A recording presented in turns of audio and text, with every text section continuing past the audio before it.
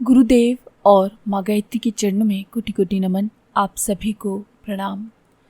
गायत्री मंत्र से शक्तियों की और सिद्धियों की प्राप्ति कैसे होती है, गायत्री योग अभ्यास कैसे बन जाता है, कैसे ये हमारी शक्तियों को जागृत कर देता है, हमारी ग्रंथियों पर ये क्या प्रभाव डालता है, किस शब्द को बोलने से कौन सी शक्ति और कौन सी ग्रंथि जागृत होती है, आइए आज हम ये सब जानेंगे अपनी इस वीडियो में। हम जिन शब्दों का उच्चारण अपने मुख से करते हैं, उनका उच्चारण करने में हमारे होंठ, तालू, जीभ, गला, दांत, इन सभी का योगदान होता है। इन सारे अंगों से नाड़ी, तंतु या छोटी छोटी नस नाड़ियाँ जुड़ी हुई होती हैं और ये शरीर के विभिन्न भागों तक फैले हुए रहते हैं। ये कई सूक्ष्म ग्रंथियों से भी जुड़े हुए रहते हैं। हमारे ऋषि मुनि योगी जानते थे कि किस शब्द के उच्चारण से कौन सी ग्रंथि एक्टिवेट होगी और शक्ति का जागरण होने लगेगा। मंत्रों का गठन इसी आधार पर किया गया था। जैसे हम कंप्यूटर या टाइपराइटर की कीज को उंगलियों से दबाते हैं और वही शब्द ऊपर छप जाता है, वैसा ही हमारे मंत्रों के उच्चारण करने से होता है।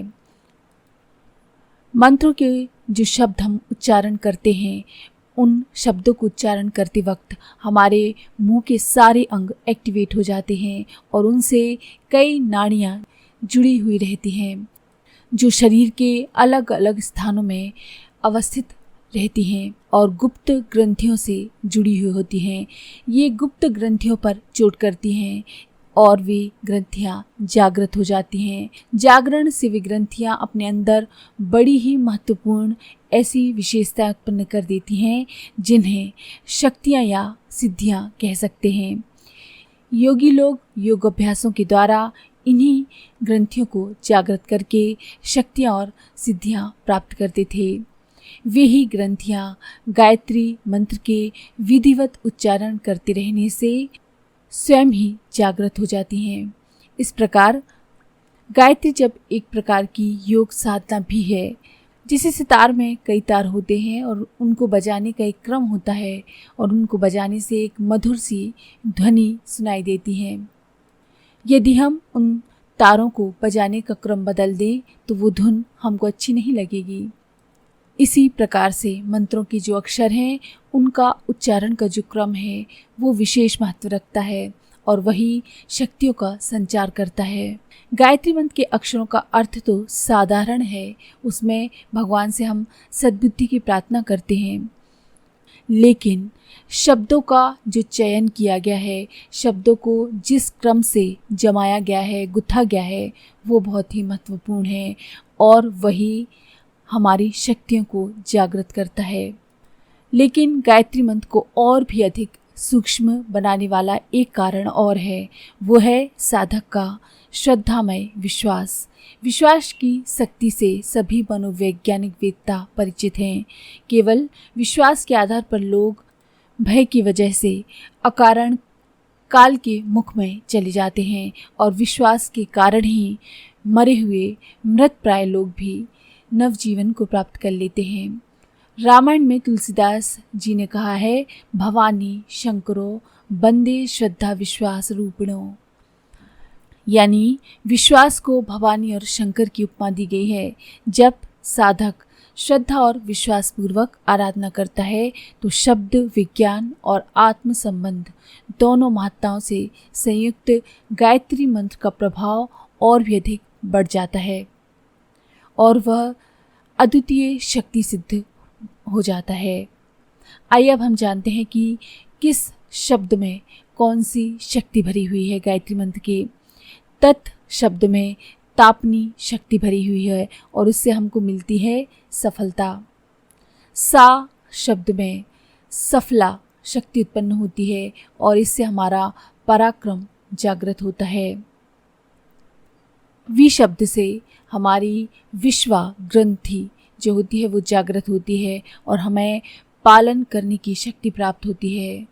तुह से हमको तुष्टि ग्रंथि जागृत होती है हमारी और उसमें कल्याण की शक्ति भरी हुई होती है। वा से वरदा नामक ग्रंथि जागृत होती है और हमें योग की शक्ति प्राप्त होती है। रे शब्द से रेवती ग्रंथि जागृत होती है और हमें प्रेम की शक्ति प्राप्त होती है। ड़ी शब्द से सूक्ष्म ग्रंथि जागृत होती है और हमें धन की शक्ति प्राप्त होती है। यम शब्द का उच्चारण करने से हमारी ज्ञान ग्रंथि जागृत होती है और तेज की शक्ति प्राप्त होती है। भर से हमारी भर्गा नामक ग्रंथि जागृत हो जाती है और हमारी रक्षा की शक्ति बढ़ जाती है। गौ से गौतमी ग्रंथि जागृत होती है और बुद्धि की शक्ति बढ़ जाती है। दे से देविका ग्रंथि जागृत होती है और दमन की शक्ति आती है। वा से वराही ग्रंथि जागृत होती है और निष्ठा की शक्ति बढ़ जाती है। स्य से सिंहनी ग्रंथि जागृत होती है और धारणा की शक्ति बढ़ती है। धी से ध्याना ग्रंथि जागृत होती है और प्राण की शक्ति बढ़ती है। माँ से मर्यादा ग्रंथि जागृत होती है और संयम की शक्ति बढ़ती है। ही शब्द से स्फुटा ग्रंथि जागृत होती है और तप की शक्ति बढ़ती है। धी शब्द से मेधा ग्रंथि जागृत होती है और दूरदर्शिता की शक्ति हमारे अंदर बढ़ जाती है। यो से योग माया ग्रंथि जागृत होती है और जागृति की शक्ति बढ़ जाती है। यो से योगनी ग्रंथि जागृत होती है और उत्पादन की शक्ति बढ़ जाती है। नह से धरित्री ग्रंथि जागृत होती है और सरसता की मात्रा बढ़ जाती है। पा शब्द से प्रभवा ग्रंथि जागृत होती है और हम आदर्शवादी होने लगते हैं। प्रा शब्द से प्रभावा ग्रंथि जागृत होती है और इससे भी आदर्शवादी बनने लगते हैं।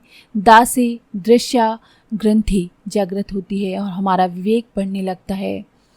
याद से निरंजना ग्रंथि जागृत होती है और हमारा सेवा भाव जागने लगता है।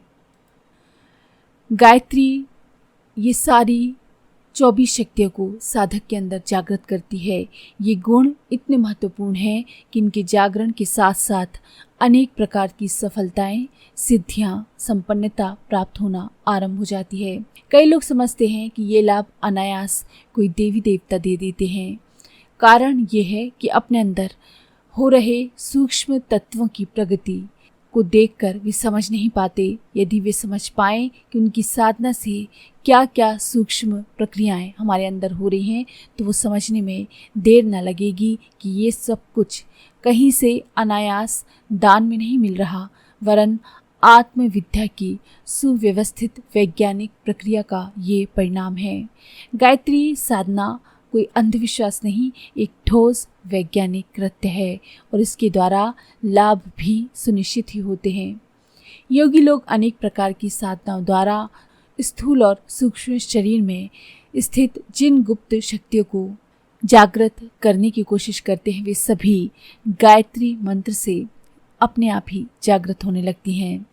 इस प्रकार से देखें तो गायत्री साधना सरल होते हुए भी उच्च कोटि की योग साधना जैसी महान फलदायक है। इससे सरल, स्वल्प श्रम साध्य, हानि रहित तथा शीघ्र फलदायिनी साधना, कोई त्रुटि रहने पर भी इसमें कोई हानि नहीं होती। ऐसी साधना आपको और कहाँ मिलेगी? तो अगर आपको ये जानकारी पसंद आई हो तो प्लीज़ लाइक करें, शेयर करें, सब्सक्राइब करें और बेल के आइकन पर क्लिक करके ऑल पर क्लिक करना ना भूलें।